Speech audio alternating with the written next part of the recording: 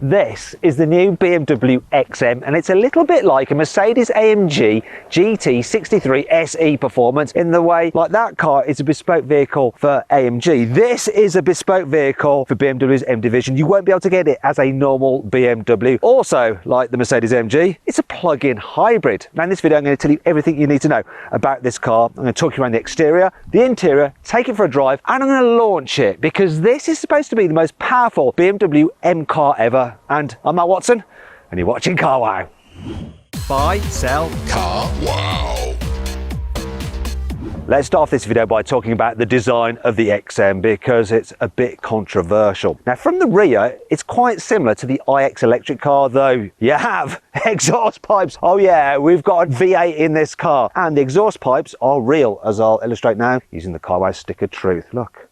Oh, very pleasing. Never seen them vertical before like that on a BMW. Not sure how I feel about that. I like this though. Look, you've got the BMW roundel up there and up there, just like on the original M1 supercar from the 1970s. Haven't seen this before though, the location of this badge where it says XM. Normally you'd expect the model designation being there. Odd. Wait a minute, that's fake. That diffuse. What? Quite a bit of gold going on as well. You notice that down the side as well. Look, round the windows. And do you know, when you stand back and look at this car, it sort of reminds me of a Nike basketball boot from the 1980s. Can you see that? Or is it just me? Wheel sizes start at 21 inches. These are the upgraded 23s with a two-tone effect. And here's something else I've not seen before. Rather than the BMW roundel on the wheel, they've spelt it out. BMW, or V if you're German. No one calls it a BMW unless you're German. Anyway, moving down the side, we have some slightly different door handles. Look, this little bit just spills over the edge. Not seen that before. And where this is a top of the range car, obviously. You have soft close on the door. Classic BMW trait, fistable door mirrors, and these are very fistable. We've got the XM designation there, and plug-in hybrid, charging port just underneath it. Moving to the front, massive grille, and the slats are horizontal unlike vertical on the other BMW M cars. In fact, you know what? This is less beaver tooth than the M3 and the other BMW M cars, isn't it? Are BMW going back to a bit more traditional kidney style grille? This slat here in the bonnet is just like on the M3 though. And look at this, air vents here, which allow you to see the front wheels through. That looks pretty cool. What do you think of the design? When I first saw pictures of this, I was like, it's horrible, but it's grown on me. I actually quite like it. BMW design is a little bit like olives. You know, when you first try them, you're like, oh no, it's not for me. But then you slowly get used to them and then like them. Same can be said for cigarettes. Oh, do you hear that noise? That was a 6-cylinder engine. Look, over there, there's an M2. Now, there's a video review coming of that car soon. So make sure you subscribe to this channel and hit the bell icon to turn your notifications on. That way you won't miss when I upload that review. But let's stay with the XM for now and this paint colour. Yeah, there's quite a lot going on here. Look at this, the car's over there. We're at a very popular filming spot here in Phoenix to do this car with some other journalists as well. Hello, yeah, don't mind us. I wonder what colour of M2 I should go for, that one or the red one. Anyway, speaking about the red, there is a problem with this red. It seems to show up stone chips. Look at this car, it's so stone chipped. That is terrible. No, you don't want that on your expensive car. You need to get this PPF because it's quite a lot of money. Starting price, £148,000. Now, if you're thinking about changing your car and you need to sell your current car, you can do it through CarWow. It's dead easy. Just upload some photos, give a brief description, then dealers all across the country will bid on your car. You just pick the best price and I'll come to your house, take the car away, put the money in your account. If you want to find out more about that now, click on the pop-out banner up there. I'll follow the link in the description below. Alternatively, you can do it at a later date by simply Googling "Help Me CarWow" and we will help you change your car. BMW says the interior of the XM is the ultimate blend of sportiness and luxury. Yeah, let's investigate that though. So the dash design is very similar to the iX. Got lots of leather, so it does feel quite expensive. And build quality is solid. Plus you've got this massive widescreen that's curved with loads of information. The actual infotainment system itself can be a bit confusing, but you can just plug in your phone and use Apple CarPlay or Android Auto, and it's wireless as well. Then you've got the seats, they are nice and comfy, and you've got this lovely headlining. It's like 3D prismatic effect, plus loads of ambient lighting as standard, and a banging sound system as well. It does feel luxurious. Does it feel about £150,000 luxurious?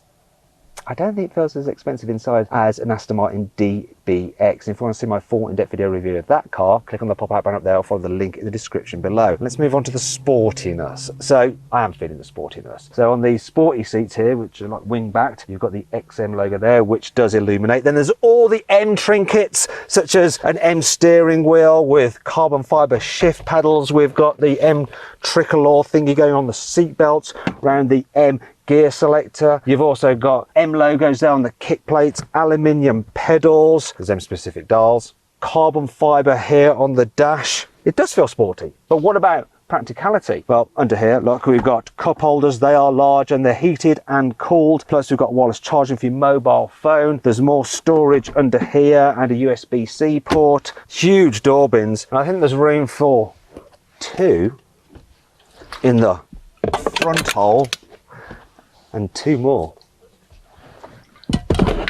in the rear hole. Glove box, yeah, decent enough size and lined with felt to stop things rattling about. And secret cubby down here, decent size and also lined with felt. Practicality is good, but what about in the back seats?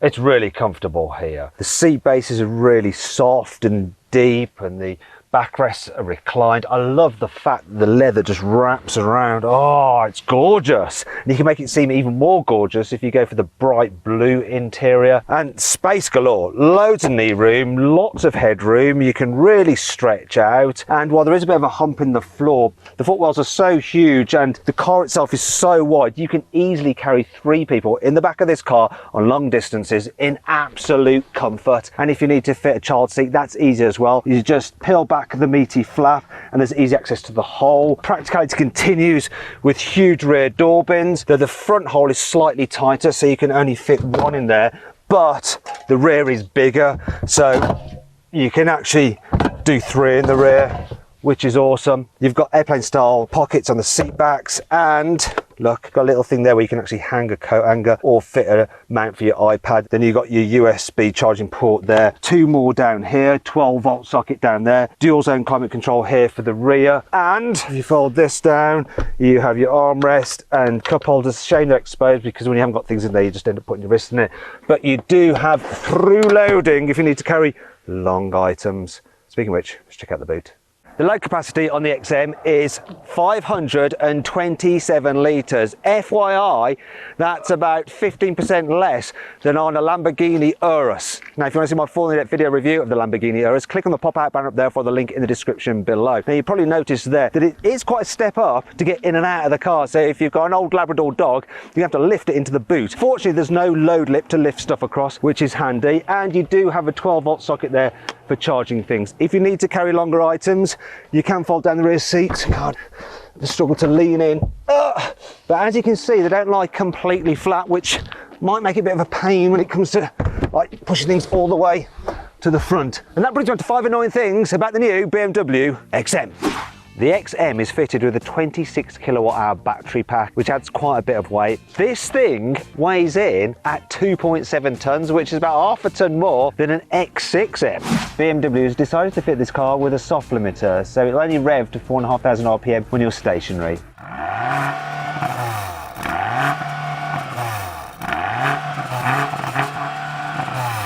The reversing camera is located quite low down, it's exposed, and it gets easily covered in road grime. And there's no wash function to clean it, so you have to do it with your thumb, which seems ridiculous because BMW already has a solution for this with their special badge that jizzes everywhere. Oh.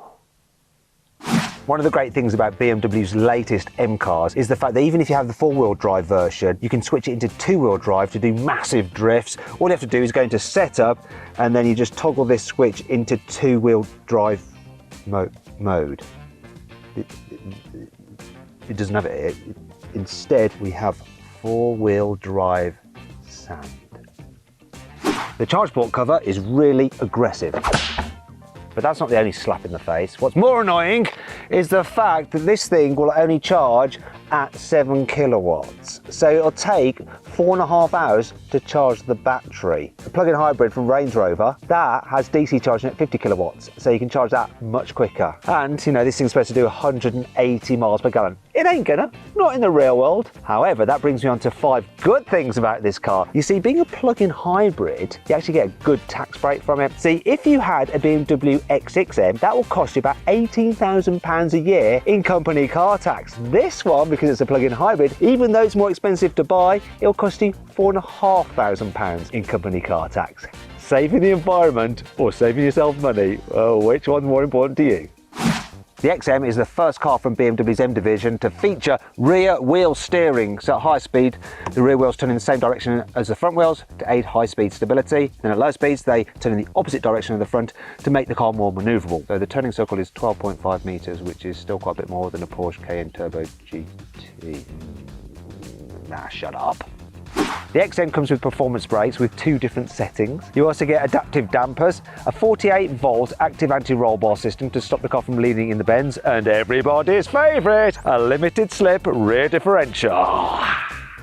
When you turn the car on, you get a special start-up sound which has been composed by Hans Zimmer. Also, you get the BMW tricolour, actually that should be tricolour, flashing in the headlining. Yeah, look at this. Ooh. It's like being in a nightclub.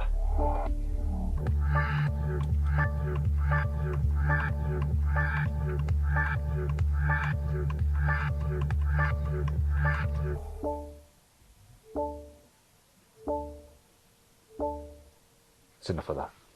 BMW gives XM buyers this lovely bag to store their hybrid charging cables in. Isn't that nice? You know what, back in the day, journalists used to get given gifts by manufacturers on launches. Gifts a bit like this. Nowadays though, we just have to steal stuff. The XM is powered by a 4.4 litre twin turbo V8 which drives all 4 wheels via an 8-speed automatic gearbox with a torque converter. Now the gearbox actually has an electric motor mounted into it, and that electric motor can produce a maximum of 200 horsepower. The engine itself can produce a maximum of 490 horsepower. Combined when they're working together, they'll produce 653 horsepower and 800 newton meters of torque. So how quick is this thing? I think it's time to launch the XM. BMW says this thing will do 0 to 60 in 4.3 seconds, but let's find out what the reality is. Using my specialist timing gear up here, and seeing as we've got a closed road, let's also see what it'll do over the standing quarter mile. Launch time! Launch control active.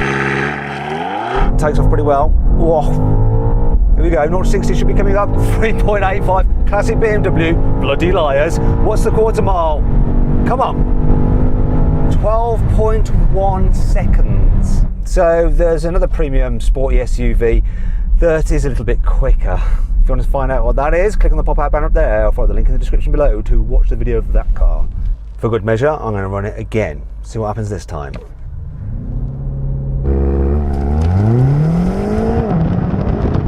Is it going to be quicker? No, slightly slower to 60, quarter mile.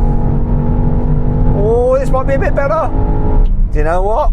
It's pretty much the same time, isn't it? 12.09, 12.1, there, nothing in it. Do you know what? You can actually drive this XM in electric only mode, so I've got it set up here and it'll do 50 miles. But seeing as you've got like 200 horsepower, let's see what the 0 to 60 time is like using specialist timing gear once again in electric only mode. 3, 2, 1.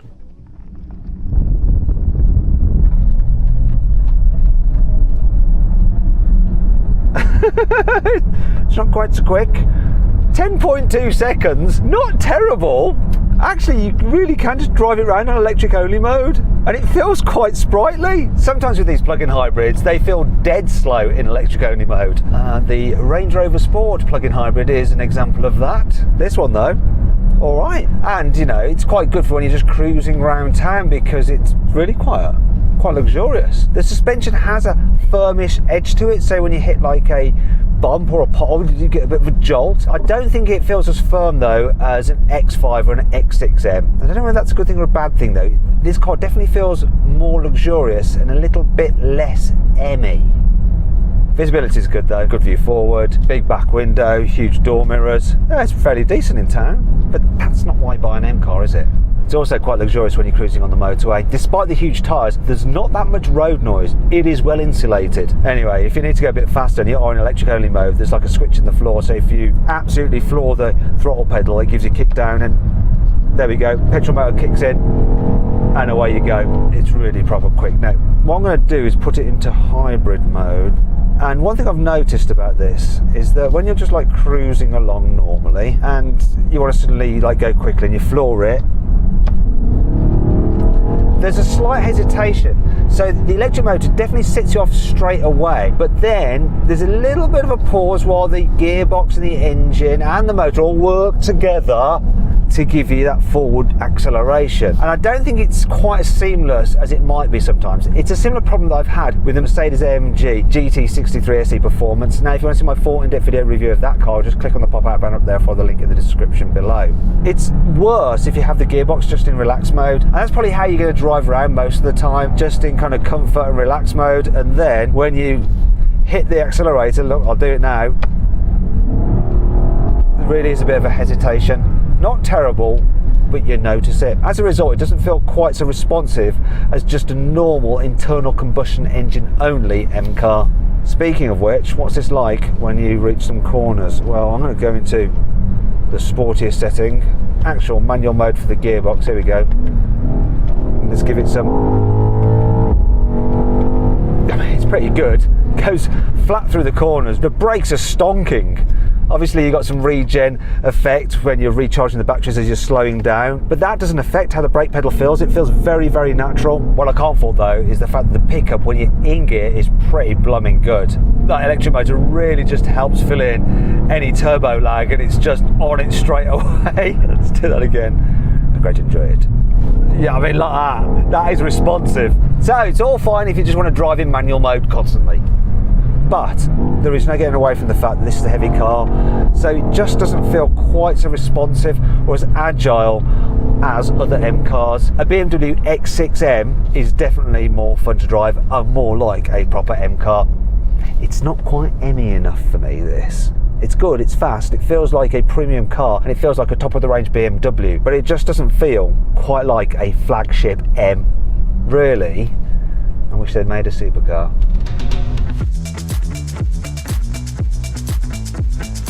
So then, what's my final verdict on the new BMW XM? Should you avoid it? Should you consider it? Should you shortlist it?